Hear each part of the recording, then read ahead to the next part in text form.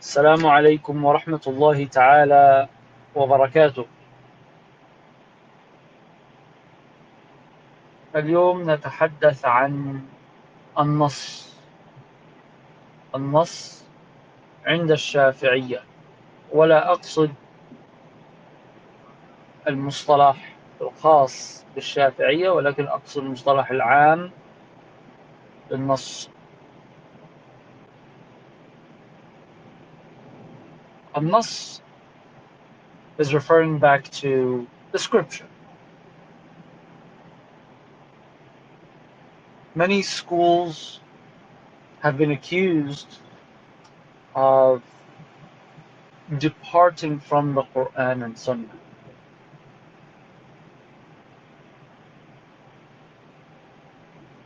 And when I say schools, I mean fiqh schools. And when I say fiqh schools, I mean the specialties of fiqh. You can't just make your own school and rewrite history. It's not how it works. So,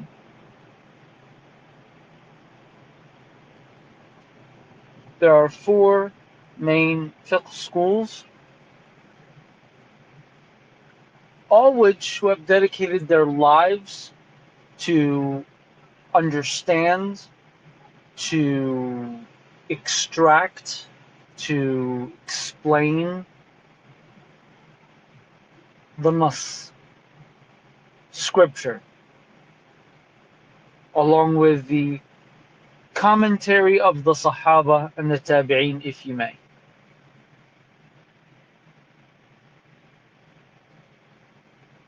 Each trying to develop a method in order to understand these nusus.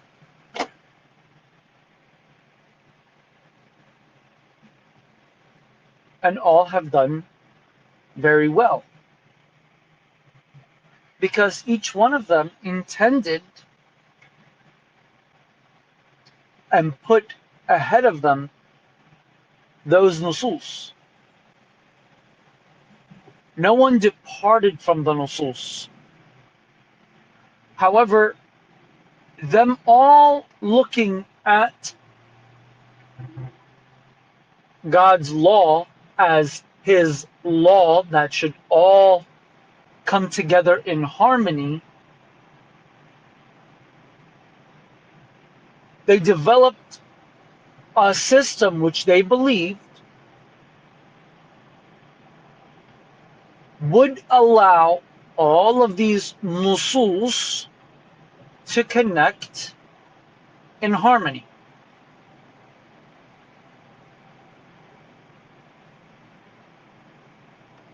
Now, we're not going to get into usul fiqh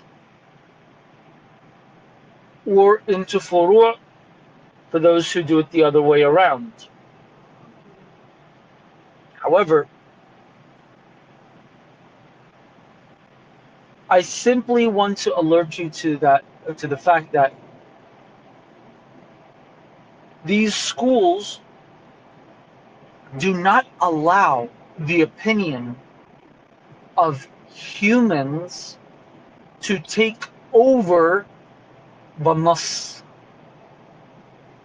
And this is very important for you to understand, because the accusation that the four schools get today is that they have thrown away the Quran and Sunnah. They threw it away. That's it. They're done with it. And all their followers simply follow these individuals, or that individual, meaning the founder of the school. And even the word founder is problematic, because they're not a founder of anything. They more accurately, they took the systems in which the Sahaba themselves were using, that were passed down to them. Then we had these principles, a long list of principles that were used and hand down through the generations. By the time we get to the four Imams, it's a moment of ta'ammul, nazar, reflecting. Does this principle make sense? Does that principle make sense? Does this actually add up? And that is the discussion. Now, these principles, they need evidence within themselves, and they do have it. Like the first one being that مصادر التشريع القرآني والسنة والإجماع والقياس.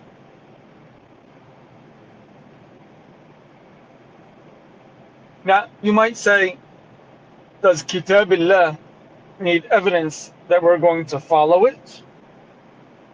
You have to have evidence to where you're supposed to get your information from. And yes, there's evidence for that. We might not need it as much as we need it for al-istishab, or Amal Ahl al-Madinah for those that follow that, or Sadd al-Dhara'a for those who call to that. But it should be present nevertheless. And then the matter becomes more dire when you speak about the Sunnah. And we all know that there are people that do not believe in the Sunnah, do not want to follow the Sunnah. Why? Because more than likely half of them have just heard nonsense from some people that claim to follow the Sunnah, and it threw them off.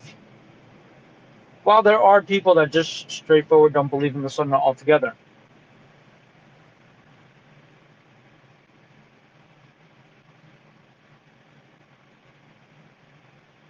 So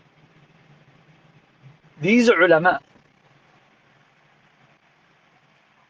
they put forth ahead of them, ahead of everything that they say or do, the nusus from the Quran and Sunnah,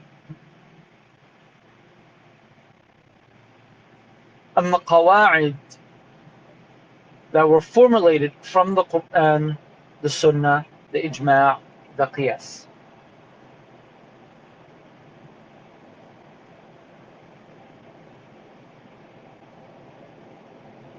The concept or the claim that people say that there's ta'assub. Now, the only way that that would be valid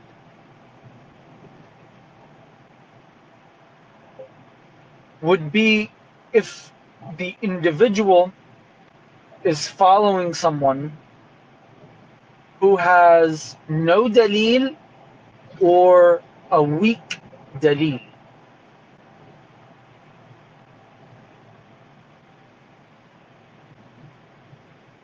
But that is a very, very shallow definition. The more accurate definition is the lack or the weakness of the mudrak. What a lot of youngsters, younger students of knowledge, laymen don't understand is that 9 times out of 10, everyone's using the same dalil. Everyone's using the same argument, the same dalil. Then where's the ikhtilaf? Why is there ikhtilaf? How did the ikhtilaf come to be if everyone's using the same information, the same scripture, the same text? And really the amount of different text used in ikhtilaf is very, very, very minor in comparison. Very minor. Where this one has a dalil and that one has a dalil. That's very minor. But rather, they'll have the same dalil at the end of the day.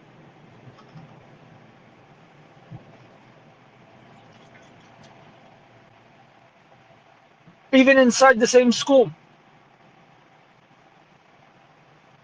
I always use an example of the the the fasting after Hajj.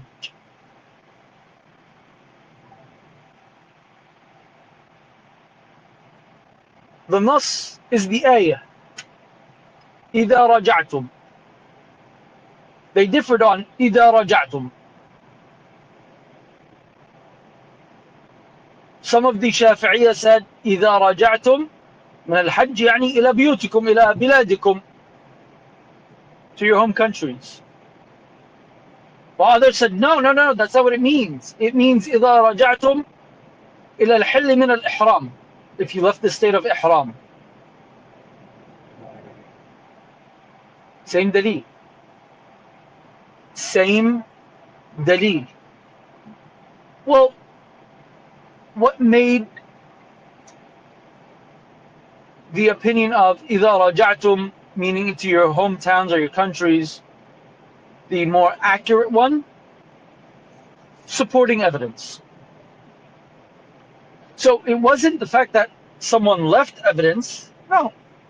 Extra evidence was located, was determined to explain the exact meaning of the verse, and therefore discussion was concluded that way, and the other opinion was considered not mu'tamad, not the acceptable, or not the opinion that we will be following. This is in one school. This is in the Shafi'iyya school. Kalam Jameel. Why did we disagree? Because of dalil. Why did we pick one opinion over the other? Because dalil. What kind of dalil? Mudrak dalil. And see, this is something that a lot of people, they don't tell you. Okay, there's no such thing as just saying this is the evidence. No, that doesn't work. You need to come and say this is the evidence, and its mudrak in it is as follows. Sometimes they'll call يعني وجه الاستدلال أو معنى الدليل. How is the relationship between what you're claiming and what the dalil actually says? How do they add up? You can't just come and say إذا رجعتم, obviously this means that. No, obviously it doesn't. It could mean either or. How are you going to connect that statement with the mas'ala at hand? That's called the mudrak. Does the mudrak add up? Yes or no? Most of these people that call for just following the Quran and Sunnah, they have no idea what mudrak means. So if they assume, if they daydream that the dalil means this or that, then they say, here's the dalil.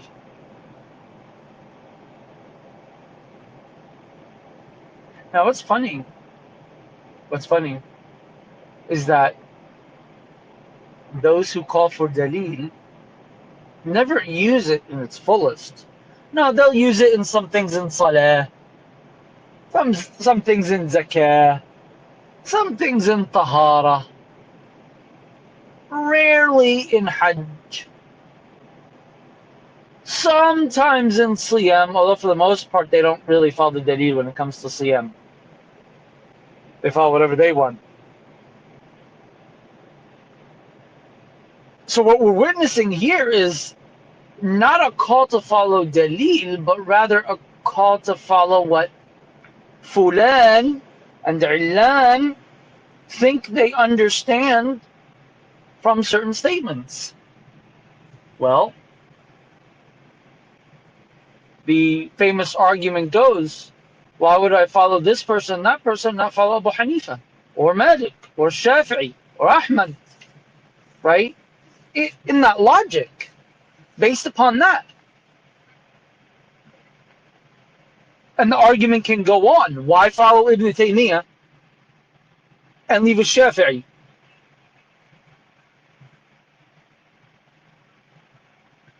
Nine times out of 10, he doesn't bring anything different. He just says, no, this is what it should be. Doesn't really always give me evidence, and they therefore just follow him just because Ibn Taymiyyah said it. something that gets on my nerves. Somebody will be writing a fiqh paper, right?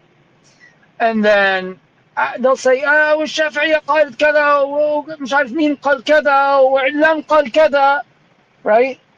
And then what do? وقال شيخ الإسلام ابن تيمية, as if يعني we were waiting for him to speak and now we have our answer that we never had before.